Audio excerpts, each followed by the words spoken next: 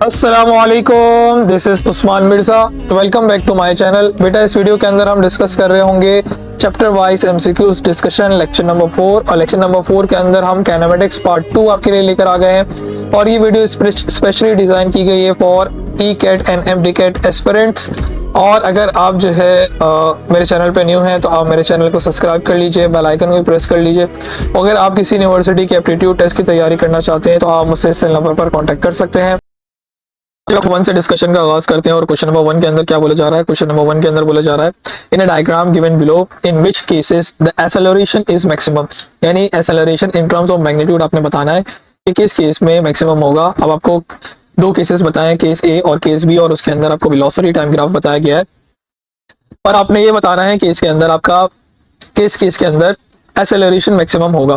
तो निकालने का तरीका ये है कि आपने वेलोसिटी टाइम ग्राफ के अंदर आपको ये बात मालूम है, अगर आप इससे स्लोप कैलकुलेट कर लेते हैं, इस ग्राफ का अगर आप स्लोप कैलकुलेट कर लेते हैं तो आप उसकी एक्सेलरेशन स्लोप या ग्रेडियंट फाइंड करने के बाद आप इसकी एक्सेलरेशन फाइंड आउट कर पाएंगे। तो बेसिकली हम क्या करते हैं, इस ग्राफ को थोड़ा स्टडी कर लेते हैं। सबसे पहले हम केस ए को स्टडी करते हैं, केस ए को स्टडी करते हैं। और केस ए के अंदर अगर आप देखें तो ये वाला पॉइंट हमें यानी वेलोसिटी में गिवन है 5 मीटर पर सेकंड मैक्सिमम। और इनिशियल अगर हम यहाँ से स्टार्ट करते हैं तो इनिशियली हमें क्या नजर आ रहा है कि हमारी वेलोसिटी क्या है, कांस्टेंट है। अगर वेलोसिटी कांस्टेंट है, टाइम 3 सेकंड तक हमारी वेलोसिटी 0 से 3 सेकंड तक वेलोसिटी कांस्टेंट है। अगर वेलोसिटी कांस्टेंट है इसका मतलब क्या है, उसकी एक्सेलरेशन होगी 0। और अगर हम 5 से 8 सेकंड की बात करें, 5 से 8 सेकंड की बात करें तो उसके अंदर भी मुझे क्या नजर आ रहा है, वेलोसिटी कांस्टेंट नजर आ रही है एट -3 मीटर पर सेकंड या 3 metre per second in terms of magnitude. तो हम देखें यहाँ पर उसमें एक्सेलरेशन हमें यहाँ पे नजर क्या आएगी, यहाँ पर एक्सेलरेशन हमें नजर आएगी 0। यानी हमें एक्सेलरेशन यानी जो डिक्लाइन ग्राफ हमें नजर आ रहा है इसकी एक्सेलरेशन हमें फाइंड आउट करनी है। और इसके लिए हमें क्या मालूम होना चाहिए, ये वाले पॉइंट्स हमें कोऑर्डिनेट्स पॉइंट्स मालूम होने चाहिए। तो इन पॉइंट्स को हम मार्किंग कर लेते हैं, इन पॉइंट्स को हम मार्किंग कर लेते हैं। यानी हमें क्या गिवन है, 3,5 गिवन है, 3,5 यानी एक्स और वाई की वैल्यू आपने लिख ली। और ये आपको गिवन है 5,-3, 5,-3, ये वाला पॉइंट आपका 5,-3 हो गया। और ये वाला पॉइंट आपका क्या हो गया, 3,5। तो आप क्या निकाल लोगे, इससे एक्सेलरेशन निकाल लोगे। और एक्सेलरेशन कैलकुलेट करने के लिए आप इसका स्लोप निकालोगे। और स्लोप का सिंपल फॉर्मूला आप इस्तेमाल कर लोगे, y2 - y1 upon x2 - x1। अब y2 और y1 आपके पास क्या है, लेट्स से इसको हम कह देते हैं कि हमारे पास ये है x1 का x2, y2, और इसको आप x1, y1 कह देते हैं। ठीक है, अपनी आसानी के लिए आप इसके मार्किंग कर लेंगे। आप क्या करेंगे, अब सिंपल आपने क्या करना है, वैल्यू पिक करनी है और आंसर निकाल लेना है। तो आपका जो y2 की वैल्यू आपको -3 नजर आ रहा है, y1 की वैल्यू क्या नजर आ रही है, 5 नजर आ रही है। तो आपने 5 पुट कर ली, डिवाइड बाय x2 हमारे पास कितना है 5 और x1 कितना है 3। तो ये हो जाएगा -8 डिवाइड बाय 2, -8 डिवाइड बाय 2, और इसका आंसर आ जाएगा -4 metre per second square. -4 metre per second square in terms of magnitude अगर हम बात करें तो 4 मीटर पर सेकंड स्क्वायर हमारी पहले केस की एक्सेलरेशन आ गई। अगर हम दूसरे केस की एक्सेलरेशन फाइंड आउट करें और दूसरे केस की एक्सेलरेशन फाइंड आउट करें तो हमारे देखें इस तरह से हम दूसरे वाले केस की एक्सेलरेशन फाइंड आउट कर सकते हैं।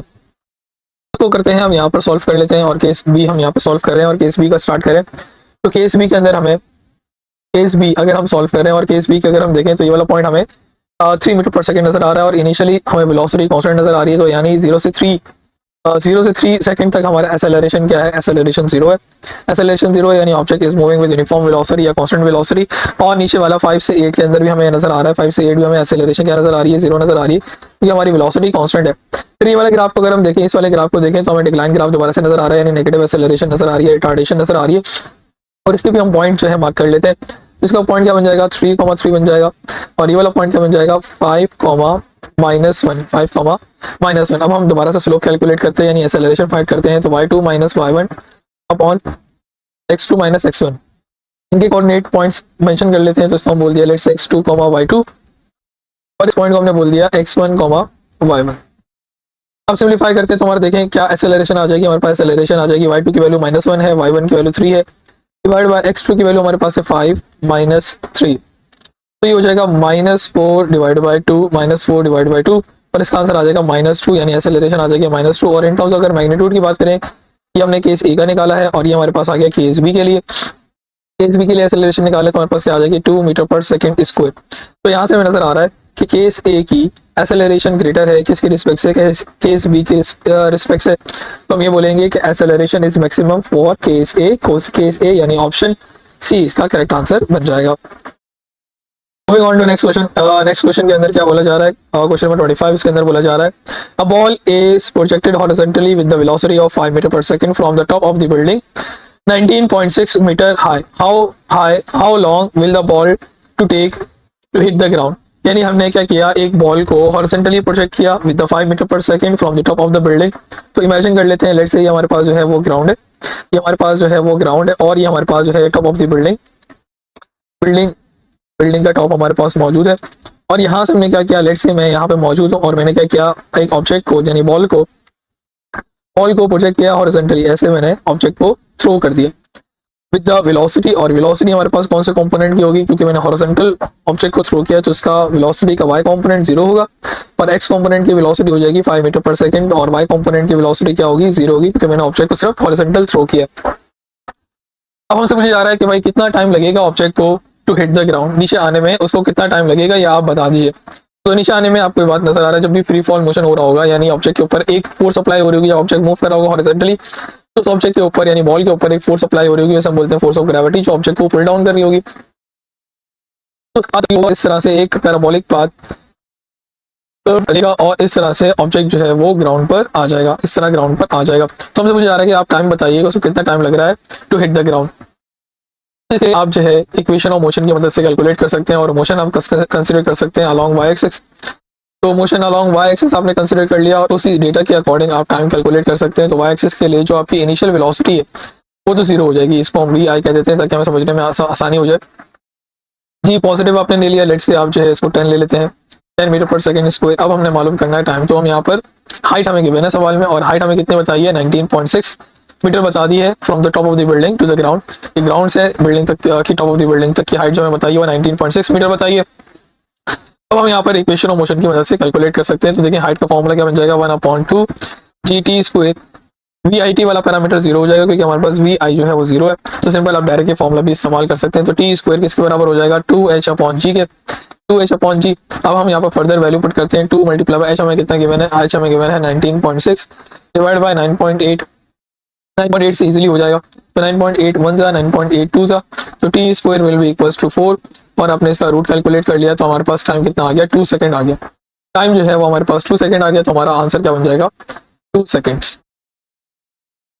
नेक्स्ट क्वेश्चन के अंदर क्या बोला जा रहा है, a body is falling freely under the gravity, a body is falling freely under the gravity, how much distance it fall during an interval of the time between 1 and 2 seconds of its motion, और जी की value में बताइए। तो fall freely यानी object जो है वो free fall motion perform कर रहा है, हमें क्या मालूम करना है, how much distance will it fall during the interval of time between 1 and 2 seconds of its motion. अगर आपको इस तरह से बोला जाएगा, आप जो है डिस्टेंस मालूम करें बिटवीन द टू इंटरवल यानी बिटवीन 1 and 2 सेकंड या 3 and 4 सेकंड या किसी और सेकंड्स के दरमियान आपको अगर डिस्टेंस कैलकुलेट करने के लिए बोला जाएगा, या तो यानी आपको बोला जाएगा डिस्टेंस कैलकुलेट करें for nth second, for nth second. उसके लिए आप ये जनरल फॉर्मूला इस्तेमाल कर सकते हो, Sn is equals to Vi plus G/2 2n-1, Vi plus G/2 2n-1, ये फॉर्मूला आप डायरेक्ट इस्तेमाल कर सकते हैं। और यहाँ पर आप जो है टाइम ले लोगे 2 सेकंड्स, यानी 2 सेकंड आपने n की वैल्यू 2 सेकंड ले ली। और फर्दर सिंपलीफाई करते हैं तो आपकी इनिशियल वेलोसिटी ऑब्जेक्ट की क्या होगी, क्योंकि ऑब्जेक्ट को आपने फ्री फॉल मोशन करने के लिए बोला गया, तो उसकी इनिशियल वेलोसिटी हो जाएगी 0। तो आप इसे कैलकुलेट करेंगे, G/2 2 मल्टीप्लाई बाय 2 - 1, इस तरह से आपने मल्टीप्लाई कर लिया। अब इसका आंसर क्या आ जाएगा, इधर आ जाएगा 5, इधर आ गया 4 4 - 1 हो गया 3, तो इसको आप मल्टीप्लाई कर लोगे 3 के साथ, और ये आपका आ जाएगा डिस्टेंस जो है वो 15 मीटर, यानी आपका 1 से 2 सेकंड्स के दरमियान आपका जो डिस्टेंस है वो कितना है, 15 मीटर है। इसको डिफरेंट तरीके से भी कैलकुलेट कर सकते थे, यानी पहले आप डिस्टेंस ऑफ 1 सेकंड निकालते, फिर डिस्टेंस ऑफ सेकंड निकालते, और फिर दोनों डिस्टेंस को सबट्रैक्ट कर लेते हैं, तो आपको डिस्टेंस मालूम हो जाता। तो इस तरह आपका ये इजीली मेथड हो जाएगा, यानी ये आपका एक सिंपलीफाइड वर्जन होगा, और ये फॉर्मूला आपने मेमोराइज करना है। Sn equals to Vi plus G/2 2n-1, इसके अंदर जो n है वो रिप्रेजेंट कर रहा है टाइम को। क्वेश्चन नंबर 4 के अंदर बोला जा रहा है acceleration of 1.5 metre per second square है एक्सप्रेस इन किलोमीटर पर आर स्क्वायर। हमने क्या करना है, 1.5 मीटर पर सेकंड स्क्वायर हमें एक्सेलरेशन गिवन है, और उसे हमें कन्वर्ट करना है किसके अंदर, किलोमीटर पर आर स्क्वायर में कन्वर्ट करना है। तो कैसे कन्वर्ट करेंगे, 1.5 को मल्टीप्लाई कर लेंगे, तो पहले डिवाइड कर लेते हैं किसके साथ, 1000 के साथ, किलो वाला, और मल्टीप्लाई कर लेंगे 3600 और उसके ऊपर डाल देंगे स्क्वायर, क्योंकि एक 1 आवर में 3600 सेकंड्स होंगे और फिर स्क्वायर लगा हुआ तो स्क्वायर कर देंगे। तो इसकी आप फर्दर कैलकुलेशन करोगे तो आपका आंसर आ जाएगा 19400 किलोमीटर पर आवर स्क्वायर, जो कि ऑप्शन डी में आपको करेक्ट नजर आ रहा है। Moving on to next question, question number 6 के अंदर क्या बोला जा रहा है, if the velocity of a body is decreasing its acceleration can be. तो अगर किसी बॉडी की वेलोसिटी डिक्रीज हो रही है तो उसका acceleration can be positive and negative as well, positive and negative as well. अगर किसी बॉडी की वेलोसिटी डिक्रीज हो रही है तो उसकी acceleration could be positive and could be negative as well. देखिए अगर नेगेटिव एक्सेलरेशन आ जाए, अगर मैं पहला केस कंसिडर कर लूँ कि मेरे पास बॉडी जो है डिक्रीज हो रही है, उसकी एक्सेलरेशन क्या आ रही है, नेगेटिव एक्सेलरेशन आ रही है, यानी एक्सेलरेशन जो है वो नेगेटिव आ रही है। तो कैसे आ सकती है, तो कैसे आ सकती है, अगर ऑब्जेक्ट जो है वो मूव कर रहा हो पॉजिटिव डायरेक्शन में, ऑब्जेक्ट क्या कर रहा हो, मूव कर रहा हो पॉजिटिव डायरेक्शन में, और उसमें ब्रेक अप्लाई कर दे, और जो ऑब्जेक्ट है, जैसे इमेजिन करेंगे कार मूव कर रही है पॉजिटिव डायरेक्शन में, कार मूव कर रही है पॉजिटिव डायरेक्शन में, और सडनली जो है ना पर्सन ने ब्रेक हिट किया, तो क्या होगा, उसकी वेलोसिटी डिक्रीज हो जाएगी। वेलोसिटी डिक्रीज होगी, समझने के लिए एक नंबर कंसिडर कर लेते हैं। जैसे इनिशियली जो वेलोसिटी थी ऑब्जेक्ट की वो कंसिडर कर लेते हैं, भाई पॉजिटिव डायरेक्शन में थी तो 20 मीटर पर सेकंड अज्यूम कर लेते हैं, ठीक है। तो वेलोसिटी, फाइनल वेलोसिटी क्या होगी, लेट्स से 10 हो गई, लेट्स से 10 हो गई, लेट्स से 10 हो गई। तो अगर अब मैं चेंज इन वेलोसिटी कैलकुलेट करता हूं तो मेरे पास नेगेटिव आ जाएगा। इसलिए चेंज इन वेलोसिटी नेगेटिव आएगी, इसका मतलब है एक्सेलरेशन भी नेगेटिव हो गई, एक्सेलरेशन भी नेगेटिव हो गई, एक्सेलरेशन भी नेगेटिव हो गई। तो भाई अगर ऑब्जेक्ट की वेलोसिटी डिक्रीज हो रही है तो एक्सेलरेशन नेगेटिव हो रही है। इस केस में पॉजिटिव केस में क्या होगा, अगर मेरे पास पॉजिटिव एक्सेलरेशन आ रही है तो क्या होगा, हमें कुछ नंबर कंसीडर करने पड़ेंगे, यानी यही केस कंसीडर करना पड़ेगा। बट इस बार जो कार है वो नेगेटिव डायरेक्शन में मूव कर रही है, पॉजिटिव डायरेक्शन में नहीं बल्कि नेगेटिव में। फॉर एग्जाम्पल नंबर कंसीडर कर लेते हैं यही, और इस बार जो वेलोसिटी है वो कितनी है, -20 मीटर पर सेकेंड है, -20 मीटर पर सेकेंड है, नेगेटिव डायरेक्शन में जा रही है।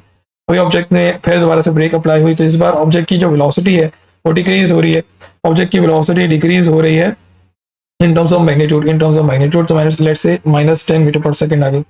अब जब मैं चेंज इन वेलोसिटी कैलकुलेट करता हूँ, चेंज इन वेलोसिटी कैलकुलेट करता हूँ तो मेरे पास पॉजिटिव आ जाएगी। चेंज इन वेलोसिटी पॉजिटिव है तो ऐसे जो टाइम है वो ऑलरेडी एक स्केलर क्वांटिटी है, तो सिर्फ वेलोसिटी डिपेंडेंट होती है एक्सेलरेशन आपके केस में। तो इस केस में आप देखें आपकी जो वेलोसिटी वो चेंज इन वेलोसिटी पॉजिटिव आ गई, तो इस बार आपको पॉजिटिव एक्सेलरेशन मिल जाएगी। तो दोनों केस में आपकी वेलोसिटी डिक्रीज हो रही है और एक्सेलरेशन क्या है, can be positive and can be negative as well. तो इसका राइट आंसर क्या बन जाएगा, option both of A and B, both A and B. Moving on to next question, question number 8 के अंदर बोला जा रहा है, which of the following can be zero if the particle is in motion for some time.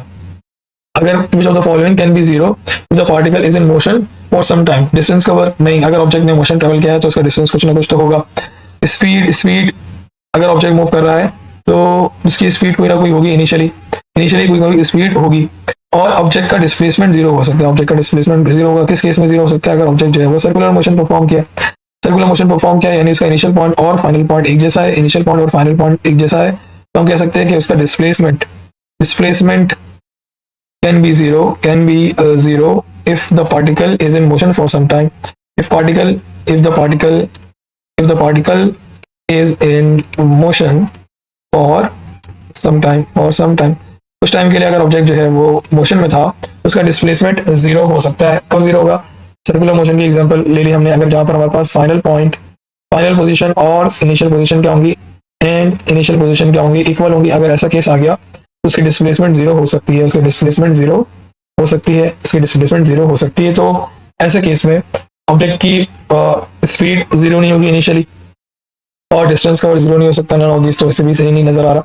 Displacement can be zero हो सकती है, displacement can be zero for some time, अगर ऑब्जेक्ट ने सर्कुलर मोशन परफॉर्म किया और उसकी position, initial position और final position एक जैसी रही तो ऑब्जेक्ट जो है वो उसका डिस्प्लेसमेंट जीरो हो सकता है। Moving on to next question, question number 9 के अंदर क्या बोला जा रहा है, if the distance covered by particle is zero, what can we say about its displacement. अगर डिस्टेंस जीरो है इसका मतलब डिस्प्लेसमेंट भी जीरो होगा, डिस्प्लेसमेंट मस्ट बी जीरो, क्यों, हमारा डिस्टेंस जीरो है तो ऑब्जेक्ट ने कोई डिस्टेंस ही ट्रेवल नहीं किया, अगर डिस्टेंस जीरो है तो डिस्प्लेसमेंट भी क्या होगा, यानी डिस्प्लेसमेंट भी जीरो होगा। क्यों जीरो होगा, क्योंकि इसकी इनिशियल पोजीशन और फाइनल पोजीशन सेम है, भी सेम है, यानी ऑब्जेक्ट डिस्प्लेस ही नहीं हुआ, डिस्प्लेसमेंट नहीं हुआ तो उसकी डिस्प्लेसमेंट मस्ट बी जीरो, तो हम बोलेंगे इसकी डिस्प्लेसमेंट मस्ट बी जीरो। अगर हमारा डिस्टेंस जीरो है तो डिस्प्लेसमेंट को भी जीरो होना चाहिए। क्वेश्चन नंबर 10 के अंदर बोला जा रहा है, a train take 1 hour to go from one station to another. If travel at a speed of 30 km per hour for first half hour and at a speed of 50 km per hour for the next half hour, find the average speed of the train. अब देखिए आपको ये बात नजर आ रहा है कि अगर आपके पास एक ट्रेन है जो मूव कर रही है 1 आवर के लिए और आधे टाइम में उसकी स्पीड कितनी थी 30 किलोमीटर पर आवर और सेकेंड हाफ यानी नेक्स्ट हाफ आवर में उसकी स्पीड जो है वो 50 किलोमीटर पर आवर है।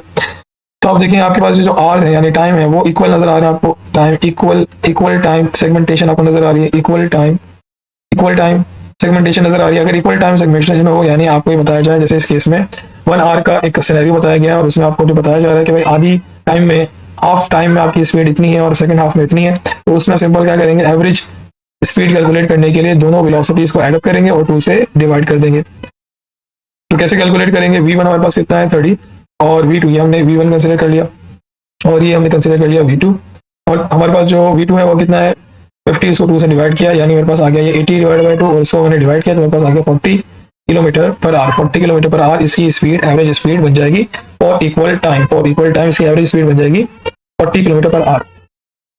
Moving on to next question के अंदर यानी क्वेश्चन नंबर 11 के अंदर बोला जा रहा है train cover up total distance of 2s while traveling from one station to another. It moved at a speed of 30 km per hour for the first half of the distance and 50 km per hour for the remaining half. इसमें आपको बोला जा रहा है कि आपके पास 2s distance है यानी टोटल डिस्टेंस जो है वो 2s है।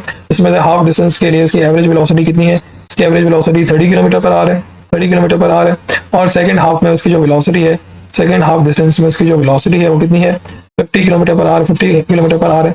इसमें देखें हमें बताया जा रहा है कि हमारा जो डिस्टेंस है वो इक्वल डिस्टेंस उन्होंने ट्रेवल किया है यानी हाफ डिस्टेंस जो है उसकी उस पर उसकी स्पीड कितनी थी 30 किलोमीटर पर आवर और सेकंड हाफ डिस्टेंस में उसकी स्पीड कितनी थी 50 किलोमीटर पर आवर। जब आपका डिस्टेंस इक्वल हो तो फिर आप एवरेज वेलोसिटी इस केस में निकालनी है ट्रेन की, इसके लिए फॉर्मूला अप्लाई करेंगे 2v1v2 upon v1 plus v2, 2v1v2 upon v1 plus v2। तो अब एवरेज वेलोसिटी कैलकुलेट कर लेते हैं। v1 की वैल्यू हमारे पास कितनी है 30, v2 की वैल्यू कितनी है 50 डिवाइड बाय 30 प्लस 50। अब 2 से 6 5 30 तो 300 हो गया और नीचे मेरे पास आ गया 80। अब मैंने कैंसिल आउट कर लिया, 0 से 0 कैंसिल आउट हो गया तो मेरा आंसर अप्रोक्सीमेट बन जाएगा 37.5 kilometre per our, 37.5 kilometre per our, जो ऑप्शन सी में आपको सही नजर आ रहा है तो इसका राइट आंसर बन जाएगा option C. Moving on to next question के अंदर क्या बोला जा रहा है, नेक्स्ट क्वेश्चन के अंदर आपको बोला जा रहा है which of the following 4 statement is false, which of the following 4 statements is false, इसमें से कौन सी स्टेटमेंट जो है वो फॉल्स है, कौन सी स्टेटमेंट जो है वो फॉल्स है। तो पहली स्टेटमेंट पढ़ते हैं। पहली स्टेटमेंट में क्या लिखा हुआ है, a body can be have zero velocity and still be accelerated, body की वेलोसिटी जीरो है और वो बॉडी एक्सेलरेट भी कर रही है। तो ये चीज हमें कहाँ नजर आती है, जब हम किसी ऑब्जेक्ट को, यानी ये स्टेटमेंट मुझे ट्रू नजर आ रही है, फॉल्स नहीं है, ये स्टेटमेंट ट्रू है। और कब नजर आएगी, जब ऑब्जेक्ट को मैं वर्टिकली अपवर्ड थ्रो करूंगा, वर्टिकली अपवर्ड थ्रो करूंगा तो मुझे ऐसा नजर आएगा जब ऑब्जेक्ट जो है वो अपनी फाइनल पोजीशन यानी मैक्सिमम हाइट तक चला जाएगा तो उसकी वेलोसिटी यानी इसकी फाइनल वेलोसिटी तो जीरो होगी बट वो बॉडी पर अप्लाई हो रही होगी ग्रेविटी, जो कि क्या होगी 9.8 मीटर पर सेकंड स्क्वायर। तो ऑब्जेक्ट की वेलोसिटी जो है बट उसके ऊपर ग्रेविटी अप्लाई हो रही है यानी बॉडी एक्सेलरेट कर रही है। तो ये स्टेटमेंट बिल्कुल सही है, ये स्टेटमेंट मुझे बिल्कुल सही नजर आ रही है। यानी बॉडी की वेलोसिटी तो बॉडी की वेलोसिटी तो जीरो हो गई बट उसमें एक्सेलरेशन अप्लाई हो रही है in case of vertically upward motion. तो ऑब्जेक्ट जो है वर्टिकली अपवर्ड मोशन परफॉर्म कर रहा है तो उस वक्त जो है ऑब्जेक्ट की जो मैक्सिमम हाइट तक पहुंचेगा तो उसकी फाइनल वेलोसिटी जीरो हो जाएगी और उसके ऊपर ग्रेविटी अप्लाई हो रही होगी which is 9.8 metre per second square, जो ऑब्जेक्ट को पुल डाउन करेगी, नीचे की तरफ पुल डाउन करेगी। तो अगर हम ऑप्शन सी को देखें यानी ये स्टेटमेंट आप कह सकते हो गलत है क्योंकि आपसे बोला जाता है फॉल्स स्टेटमेंट बताना, ये स्टेटमेंट तो ट्रू नजर आ रही है। अगर हम सी ऑप्शन पे गौर करें तो ये स्टेटमेंट मुझे ट्रू नजर आ रही है। उसमें क्या लिखा हुआ है, body can have a constant speed and still have a varying velocity. अगर ऑब्जेक्ट के पास क्या हो, कांस्टेंट स्पीड हो और उसकी वेलोसिटी वेरी हो रही हो तो कहाँ नजर आ रहा होता है, यूनिफॉर्म सर्कुलर मोशन के अंदर। तो ऑब्जेक्ट की स्पीड तो कांस्टेंट होती है, बट उसकी वेलोसिटी यानी उसका डायरेक्शन कंटिन्यूसली चेंज होने की वजह से उसकी वेलोसिटी जो है वो वेरी कर रही होती है, तो ये स्टेटमेंट बिल्कुल सही नजर आ रही है। तो ये स्टेटमेंट यूनिफॉर्म सर्कुलर मोशन के अंदर होती है, आप ऑब्जर्व कर सकते हैं। तो ये स्टेटमेंट भी आप बोलोगे ट्रू है बट इस केस में आपको फॉल्स स्टेटमेंट बतानी थी तो ये ऑप्शन भी आपने इनकरेक्ट कर दिया। अगर लास्ट वाला ऑप्शन देखें तो वो ऑप्शन भी मुझे सही नजर आ रहा है, इसके अंदर क्या बोला जा रहा है, direction of velocity body can be change when the acceleration is constant, यानी एक्सेलरेशन कांस्टेंट हो और ऑब्जेक्ट की डायरेक्शन चेंज, ऑब्जेक्ट की वेलोसिटी की डायरेक्शन कंटिन्यूसली चेंज हो रही हो तो ये आपको कहाँ नजर आ रहा होता है, प्रोजेक्टाइल मोशन के अंदर यानी ऑब्जेक्ट कोई भी पैराबोलिक पाथ फॉलो कर रहा हो उसके अंदर ऐसा नजर आता है। यानी इसके ऊपर जो एक्सेलरेशन होती है वो तो कांस्टेंट होती है, वो कितनी होती है 9.8 मीटर पर सेकंड स्क्वायर। और 9.8 metre per second square, but उसकी वेलोसिटी कंटिन्यूसली चेंज हो रही होती है, X component and Y component also changing, यानी डायरेक्शन ऑफ वेलोसिटी चेंज हो रही होती है, अपवर्ड मोशन डाउनवर्ड मोशन हो रहा होता है, वेलोसिटी की डायरेक्शन जो है वो चेंज हो रही होती है, बट उसमें एक्सेलरेशन कांस्टेंट होता है। तो ये स्टेटमेंट भी ट्रू है, और आपको फॉल्स स्टेटमेंट बतानी थी, तो ये आपने यहाँ को इसको इनकरेक्ट कर दिया। ये वाला ऑप्शन जो है वो करेक्ट हो जाएगा, यानी स्टेटमेंट जो ये वाली स्टेटमेंट ऑप्शन बी आपका एक फॉल्स स्टेटमेंट है। फॉल्स स्टेटमेंट है, इसको पहले रीड कर लेते हैं और इसको फिर हम डिस्कस भी करते हैं।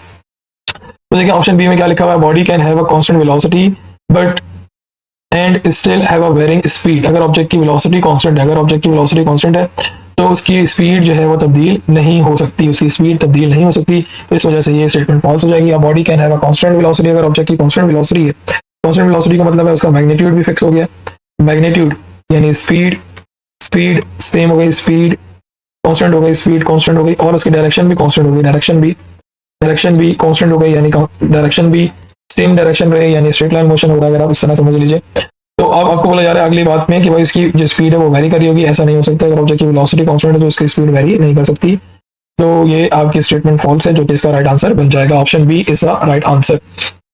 Moving on to next question, question number 13 के अंदर बोला जा रहा है, क्वेश्चन नंबर 13 के अंदर बोला जा रहा है, car move with the speed of 40 km/h for the first half time and speed of 60 km/h for the second half time. देखिए इसके अंदर भी आपको बोला जा रहा है कि भाई हाफ टाइम के लिए इसकी स्पीड इतनी है, और स्पीड कितनी बताइए, स्पीड आपको बताइए 40 km/h, 40 km/h, और सेकंड हाफ में उसकी स्पीड कितनी है, 60 km/h, 60 km/h। तो अगर आपका इक्वल टाइम हो, जैसे यहाँ पर आपको बताया जा रहा है, इक्वल टाइम सेगमेंटेशन आपको बताई जा रही है, तो एवरेज स्पीड कैसे निकालेंगे, एवरेज स्पीड निकालेंगे v1 plus v2 divide by 2 करके। तो v1 हमारे पास कितना है 40, और v2 हमारे पास है 60, उसको मैंने 2 से डिवाइड कर लिया, ये मेरे पास 100 को मैंने डिवाइड किया, तो मेरे पास आ गया 50 km/h, 50 km/h इसकी स्पीड हो जाएगी, एवरेज स्पीड। क्वेश्चन नंबर 14 के अंदर भी आपको ये बोला जा रहा है, अ car move with the speed of 40 km/h for the first of the total distance and 60 km/h for the remaining distance, यानी इसके अंदर भी आपका जो डिस्टेंस है वो सेम है, इक्वल डिस्टेंस है, डिस्टेंस आपका क्या है, इक्वल है, इक्वल डिस्टेंस यानी इक्वल जर्नी की बात की जा रही है, first half and second half की बात की जा रही है।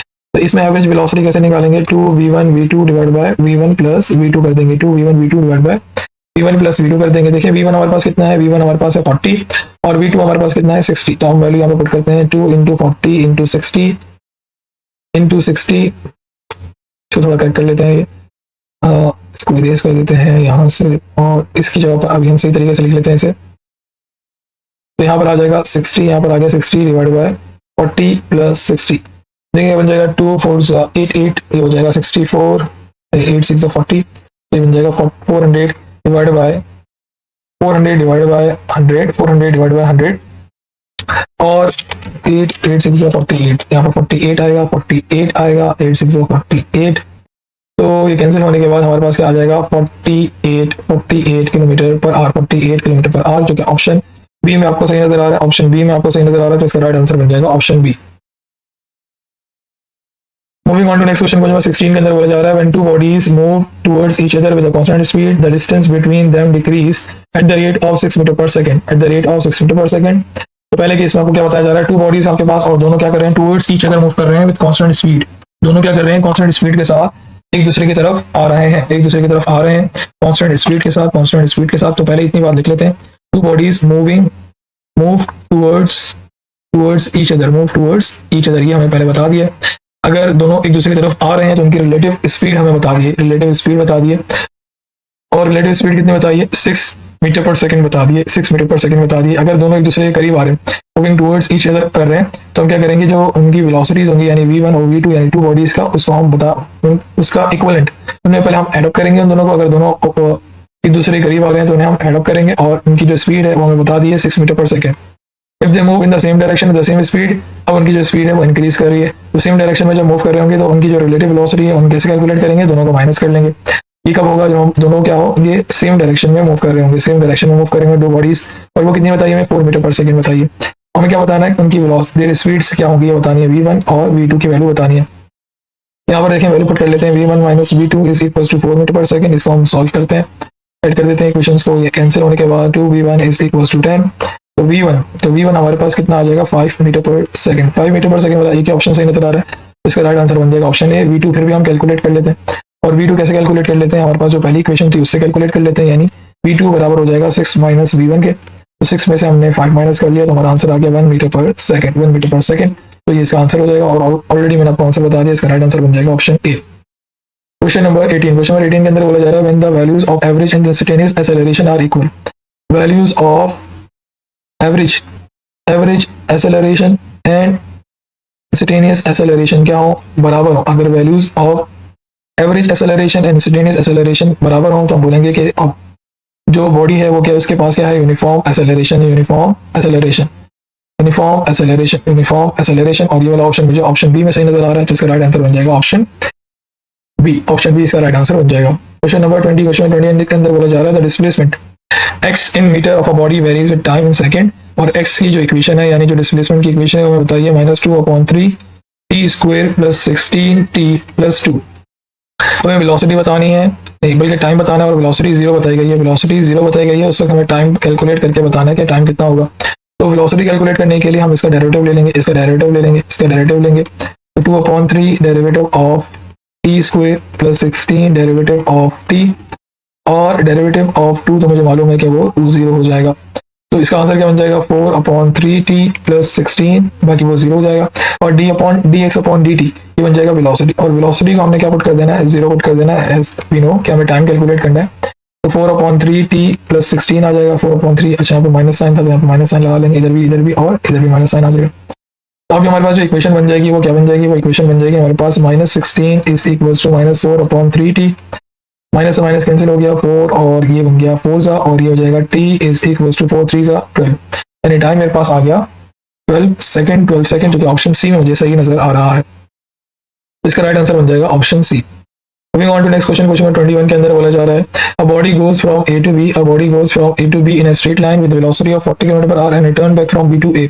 यानी ऑब्जेक्ट ए टू बी गया, ए से बी तक का डिस्टेंस ट्रेवल किया, फिर वापस बी टू ए गया, यानी हमारे पास जो डिस्टेंस है वो क्या है, इक्वल डिस्टेंस ट्रेवल किया, ए टू बी गया और फिर बी से दोबारा से ए पर आ गया। तो इनिशियली जो उसकी स्पीड थी, उसकी स्पीड हमें 40 गिवन थी, और v2 हमारे पास कितना है 60। एवरेज वेलोसिटी निकालनी है इक्वल डिस्टेंस के लिए, एवरेज वेलोसिटी इक्वल डिस्टेंस के लिए हम क्या करेंगे, v1 v2 divide by v1 plus v2 कर देंगे। तो क्या बन जाएगा 2 × 40 × 60 डिवाइड बाय 40 प्लस 60, 40 प्लस 60, 2 4 8, 8 6 48, तो ये होगा 4800 डिवाइड बाय 100, तो इसका आंसर आ जाएगा 48 km/h, 48 km/h, जो ऑप्शन बी में आपको सही नजर आ रहा है। क्वेश्चन नंबर 24, क्वेश्चन 24 के अंदर बोला जा रहा है person standing on a horizontal floor feel two forces. यानी एक पर्सन है जो कि स्टैंड कर रहा है एक हॉरिजॉन्टल फ्लोर के ऊपर, उसके ऊपर दो फोर्सेस लग रही हैं, उसके ऊपर दो फोर्सेस लग रही हैं। एक कौन सी फोर्स है, एक डाउनवर्ड फोर्स है, जाहिर सी बात है एक पर्सन है और वो ऐसे स्टैंड कर रहा है एक फ्लोर के ऊपर, और उसके ऊपर क्या लग रहा है, पर्सन इमेजिन कर लें ये पर्सन मौजूद है, पर्सन की, और इसके ऊपर एक फोर्स लग रही है डाउनवर्ड डायरेक्शन में जो कि ग्रेविटी होगी, और एक अपवर्ड फोर्स जो कि फ्लोर अप्लाई कर रहा होगा, क्योंकि फ्लोर अप्लाई करेगा इसके ऊपर, अपवर्ड फोर्स अप्लाई कर रही है, अपवर्ड फोर्स लग रही है, supporting force on from the floor. The two forces are, क्योंकि पर्सन जो है वो इक्विलिब्रियम पोजीशन के अंदर है, तो इसके ऊपर नेट फोर्स 0 होंगी, यानी दोनों फोर्सेस जो है वो इक्वल होंगी, दोनों फोर्सेस है इक्वल मैग्नीट्यूड, तो अनइक्वल तो नहीं हो सकता, इसको हम कैंसिल कर देते हैं। आगे बढ़ते हैं, have equal magnitude and form an action and reaction pair, यानी यहाँ पर क्या हो रहा है, Newton third law of motion apply हो रहा है। तो देखिए Newton third law of motion हमेशा क्या होता है, दो डिफरेंट ऑब्जेक्ट्स के ऊपर अप्लाई हो रहा होता है। यानी अगर मुझे Newton third law of motion यानी एक्शन और रिएक्शन पेयर ऑब्जर्व करना है, तो उसके लिए मुझे क्या होना चाहिए, for an action and reaction pair, उसके लिए क्या होना चाहिए, हमारे पास दो डिफरेंट ऑब्जेक्ट्स होने चाहिए। यानी अगर मुझे न्यूटन थर्ड लॉ फुलफिल देखना है या न्यूटन थर्ड लॉ को ऑब्जर्व करना है, तो मेरे पास क्या होना चाहिए, they must act on different object के ऊपर हमारे पास एक्शन और रिएक्शन फोर्स अप्लाई होनी चाहिए, डिफरेंट ऑब्जेक्ट्स के ऊपर अप्लाई होने चाहिए। अगर हम इस केस को ऑब्जर्व करें तो इसके अंदर देखें फ्लोर के ऊपर ही या पर्सन के ऊपर ही दोनों चीजें, या फ्लोर के ऊपर ही दोनों चीजें अप्लाई हो रही हैं, यानी ऑब्जेक्ट जो है वो डाउनवर्ड डायरेक्शन में जा रहा है, ऑब्जेक्ट के ऊपर ही फोर्स अप्लाई हो रही है, फोर्स ऑफ ग्रेविटी, और ऑब्जेक्ट के ऊपर ही जो फ्लोर है वो फोर्स अप्लाई कर रहा है। तो ऑब्जेक्ट एक सिंगल एंटिटी मौजूद है, यानी यहाँ पर दो डिफरेंट ऑब्जेक्ट्स के ऊपर हमारे पास फोर्सेस नहीं लग रही, सिंगल ऑब्जेक्ट के ऊपर ही फोर्स लग रही है। तो हम क्या बोलेंगे, यहाँ पर न्यूटन थर्ड लॉ यानी एक्शन रिएक्शन पेयर ऑब्जर्व नहीं हो सकता। तो हम बोलेंगे these two force have an equal magnitude but does not form an action reaction pair. तो इसका राइट आंसर बन जाएगा option B. Option A incorrect हो गया, क्योंकि न्यूटन थर्ड लॉ ऑब्जर्व करने के लिए एक्शन रिएक्शन पेयर को फुलफिल करने के लिए हमारे पास क्या होने चाहिए, दो डिफरेंट ऑब्जेक्ट होने चाहिए जिनके ऊपर एक्शन और रिएक्शन फोर्स अप्लाई हो रही हो। Question number 25, the ratio of distance to displacement if a body move along a semi circle of radius R. Radius R हमें बताया गया है, रेडियस आर हमें बताया गया है और हमें बोला जा रहा है क्या बताओ, डिस्टेंस और डिस्प्लेसमेंट के दरमियान रेशो कैलकुलेट करके बताओ।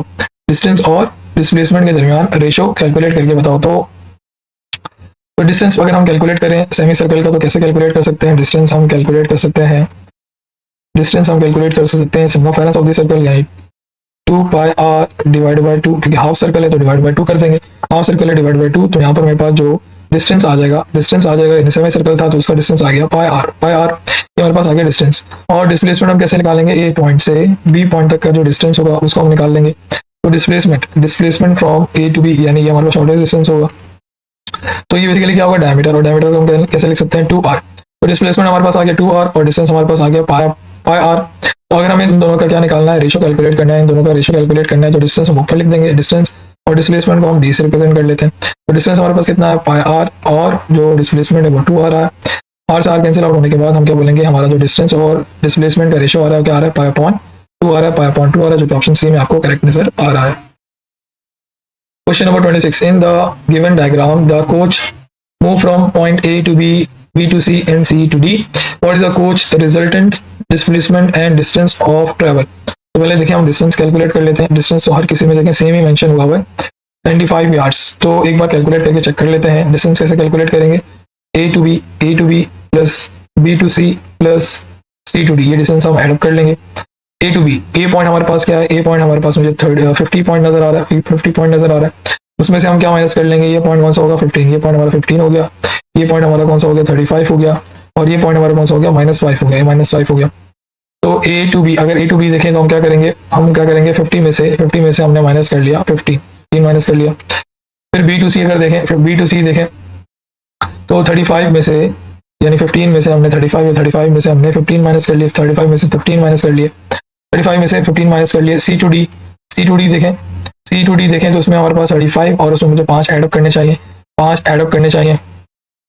यानी हम कह सकते हैं 35 प्लस 5 -5 होगा, फिर माइनस हम प्लस में कन्वर्ट कर देंगे। तो इसको माइनस करने के बाद मेरे पास जो बन जाएगा, ये बन जाएगा 35, ये बन जाएगा 35, और ये बन गया मेरे पास 20, ये मेरे पास 20 बन गया, और ये मेरे पास हो गया 40, मेरे पास 40 आ गया। इनको मैंने ऐड अप किया तो मेरे पास जो नेट डिस्टेंस आ गया वो कितना आ गया? 95 यार्ड्स आ गया, 95 यार्ड्स आ गया। इसमें आपने साइन कन्वेंशन नहीं देखनी, और जब डिस्प्लेसमेंट होगा उसमें आपने साइन कन्वेंशन को देखना होगा, साइन कन्वेंशन देखनी होगी। अब हम डिस्प्लेसमेंट कैलकुलेट करते हैं जो कि हमें डिफरेंट बताया गया है, हर पॉइंट का डिफरेंट। तो उसके लिए भी हम ऐसे कैलकुलेट करेंगे from A to B, from B to C और C to D। तो इसके लिए हम क्या करेंगे? B to A कर देंगे, B to A, फिर C to B और फिर D to C। तो देखें B पॉइंट हमारा कहाँ है? B पॉइंट हमारा 15 पर है, 15 में से हमने माइनस कर लिया। A पॉइंट हमारे पास आ गया 50, फिर C पॉइंट हमारा कितना है? 35, और B पॉइंट हमारे पास कितना है? 15 कर देंगे, और D पॉइंट हमारे पास कितना है? -5, और C पॉइंट हमारे पास कितना है? C पॉइंट हमारे पास है 35 प्लस 35 इधर आ जाएगा। तो जब मैं इसको माइनस करूंगा तो मेरे पास ये वाला आंसर आ जाएगा, ये वाला आंसर आ जाएगा -35, और ये वाला आंसर मेरे पास आ गया 20, और ये मेरे पास आंसर आ गया -40।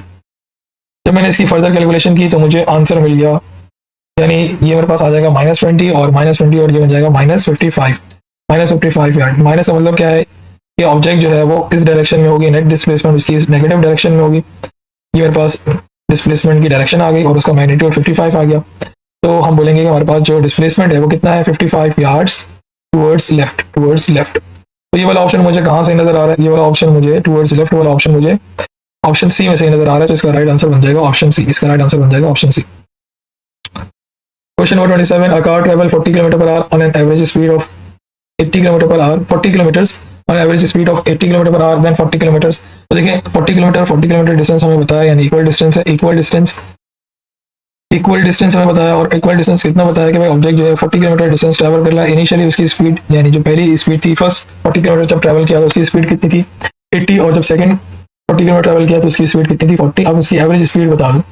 एवरेज स्पीड इक्वल डिस्टेंस के लिए क्या करेंगे? 2v1 divide by v1 plus v2 कर देंगे। तो देखें 2v1 कितना है हमारे पास? 80, और v2 हमारे पास कितना है? 40 डिवाइड बाय 80 प्लस 40 करेंगे, 80 प्लस 40 कर दिया। तो हमारा जो एवरेज स्पीड है वो कितनी आ जाएगी? ये हो गया 2 4 8, और ये 64 बन गया। 64 डिवाइड बाय नीचे आ गया 120, नीचे आ गया 120, ये मैंने कैंसिल आउट कर लिया। तो एवरेज स्पीड इसकी एवरेज स्पीड मेरे पास कितनी आ जाएगी 53, अप्रोक्सीमेट आ जाएगी 53 kilometre per our, 53 kilometre per our, जिसका ऑप्शन डी में सही नजर आ रहा है, तो इसका राइट आंसर बन जाएगा option D. Moving on to next question, question number 29 के अंदर बोला जा रहा है particle has an initial velocity this and acceleration is this, magnitude of velocity after 10 second, ये आपको टाइम बताया और ये आपको इनिशियल वेलोसिटी बता दी इन टर्म्स ऑफ वेक्टर, और ये भी आपको एक्सेलरेशन बता दिया है इन वेक्टर फॉर्म में। तो आप फाइनल वेलोसिटी कैसे कैलकुलेट करेंगे, initial velocity plus acceleration into time कर देंगे, ठीक है। तो फाइनल वेलोसिटी पहले हम वेक्टर फॉर्म में निकालते हैं, फिर उसका हम मैग्नीट्यूड कैलकुलेट कर लेंगे। इनिशियल वेलोसिटी हमें कितना गिवन है 2i plus 2j, 2i plus 2j, acceleration कितना गिवन है 0.3i प्लस 0.2j, और उसको मैंने 10 से मल्टीप्लाई कर लिया, तो बन गया 2i प्लस 2j, जब मैं 10 से मल्टीप्लाई करूंगा तो बन जाएगा 3i प्लस 2j, तो मैं एड अप कर लेता हूँ i वाले को, बन जाएगा 5i plus 5j।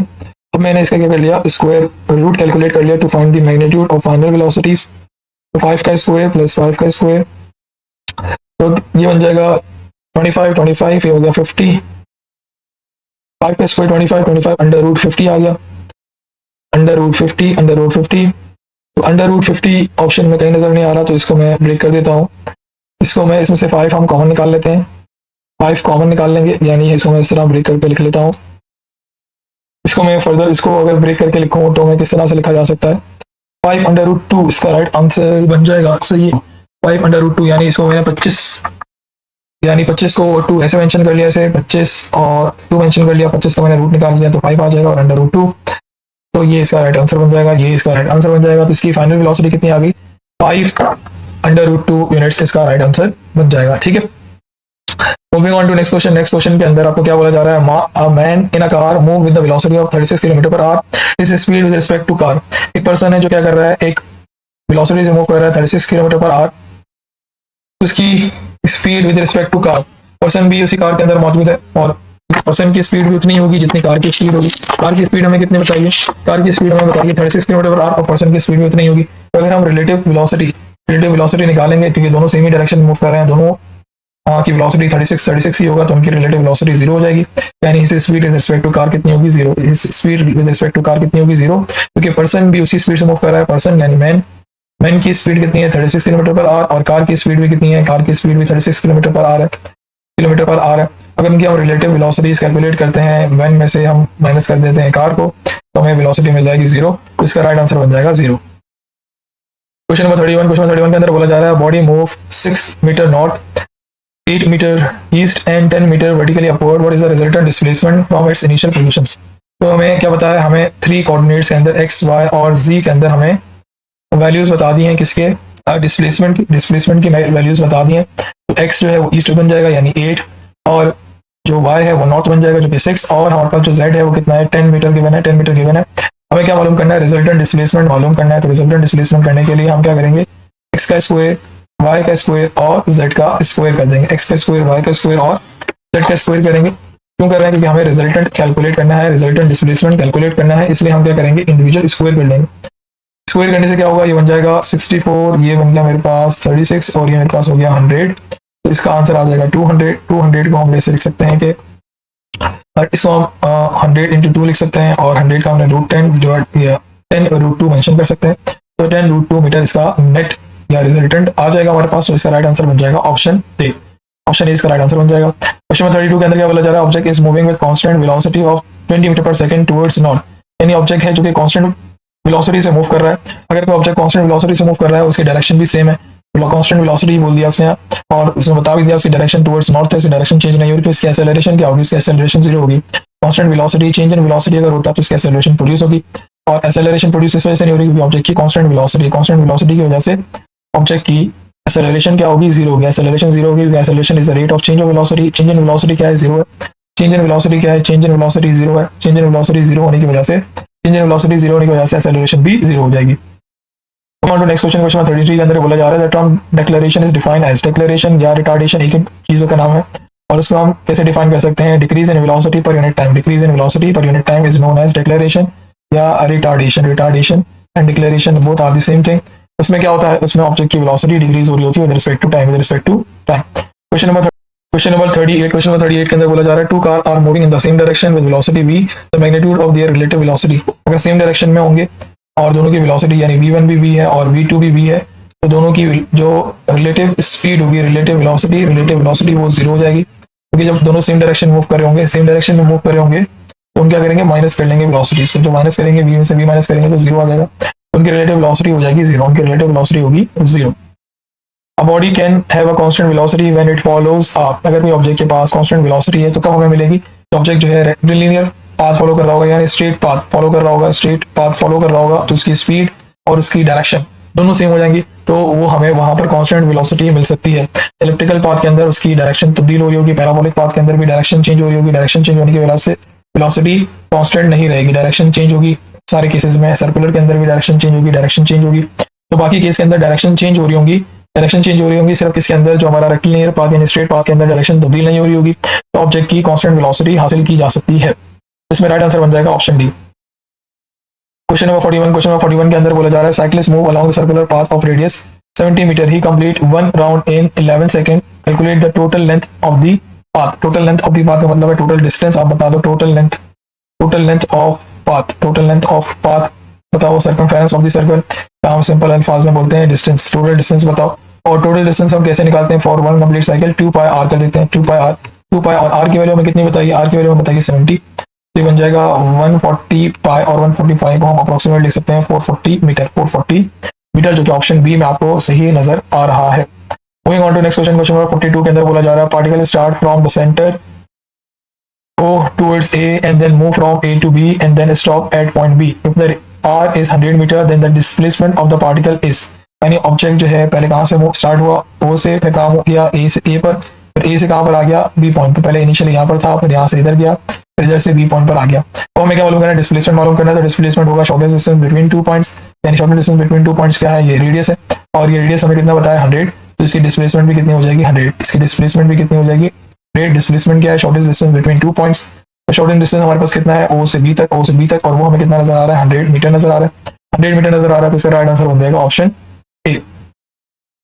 Going on to next question number 43 के अंदर बोला जा रहा है particle start from A towards A and then same scenario में बताया जा रहा है, बट इस बार हमें डिस्टेंस बताना है, तो डिस्टेंस हम शॉर्टेस्ट डिस्टेंस से नहीं निकाल सकेंगे, तो डिस्टेंस हम कैसे निकालेंगे, डिस्टेंस कैलकुलेट करने के लिए पहले O से A और A टू B वाला डिस्टेंस निकालेंगे। O से A हमारे पास कितना गिवन है, O से A हमारे पास रेडियस गिवन है जो कि कितना है 100, और A टू B हमारे पास कितना है, हमें हाफ मतलब कह सकते हैं क्वार्टर सर्कल हमें बताया जा रहा है, क्वार्टर सर्कल हम कैसे निकालेंगे, क्वार्टर सर्कल हम निकालेंगे 2 पाई r यानी सर्कमफेरेंस, और उसको हम किससे डिवाइड कर देंगे 4 से, उससे हम कैसे डिवाइड करेंगे 4 से क्यों डिवाइड कर रहे हैं, 4 से इसलिए हम डिवाइड करें क्योंकि हमारे पास ये क्वार्टर सर्कल हमें बताया, तो आप क्या करेंगे, इसको हम कैंसिल आउट कर लो, इधर आ जाएगा 2, तो अब क्या करेंगे 100 प्लस पाई r की जगह हम पुट करेंगे 100 डिवाइड बाई 2, इसके बाद हम क्या करेंगे, यहाँ पर आ जाएगा 50 आ गया, यानी हमने नीचे हमारे पास आ जाएगा 2, तो हमारे पास बनेगा 50 पाई।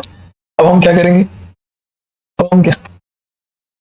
अब देखिए इसके अंदर हम 100 प्लस 50 पाई, इसके बाद हमारे पास 50 कॉमन आ रहा है, तो क्या करेंगे 2 प्लस पाई लिख देंगे, 2 प्लस पाई नीचे लिख देंगे, ठीक है। तो इसका राइट आंसर बन जाएगा हमारे पास ऑप्शन ए।